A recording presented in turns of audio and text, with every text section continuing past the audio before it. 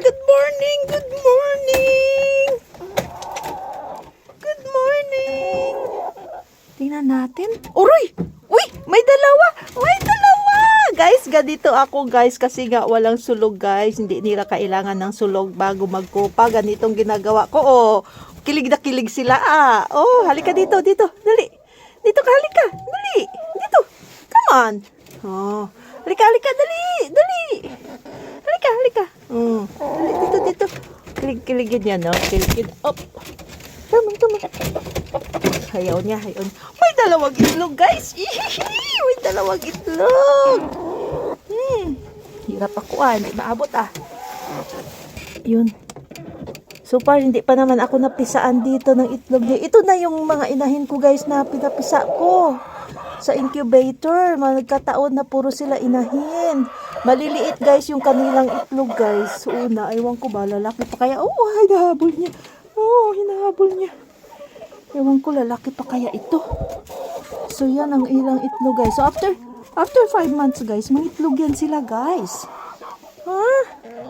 So, ginaganyan ko yan sila, guys, oh. Kilig na kilig yan sila pag ginaganyan ko, guys. Oh, di ba? Isa pa, isa pa. Oh, lalalala. Ayaw na niya.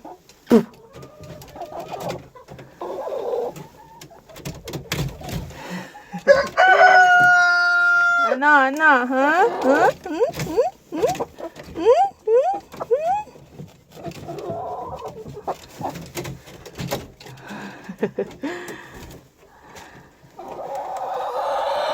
Oh, dyan pa, marami pa kayong pagkain, may tubig kayo dyan, di ko muna kayo bigyan.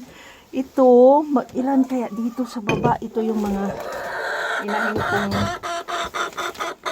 may edad-edad na.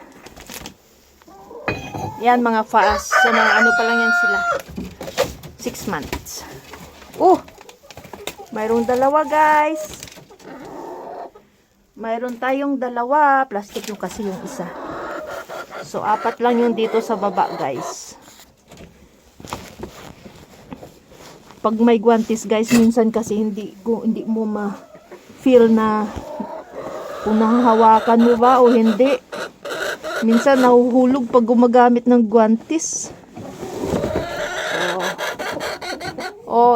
Ito kay Birdie. Ito naman, ito kay Mamshi. So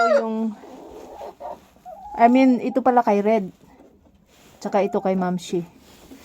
Yung si Birdie at saka si Black Bear hindi pa nangitlog. Ayan guys, 4 na inahin ko at least every day guys, makaharvest ka man lang ng 3 o 4. Tapos binibenta ko ng $5.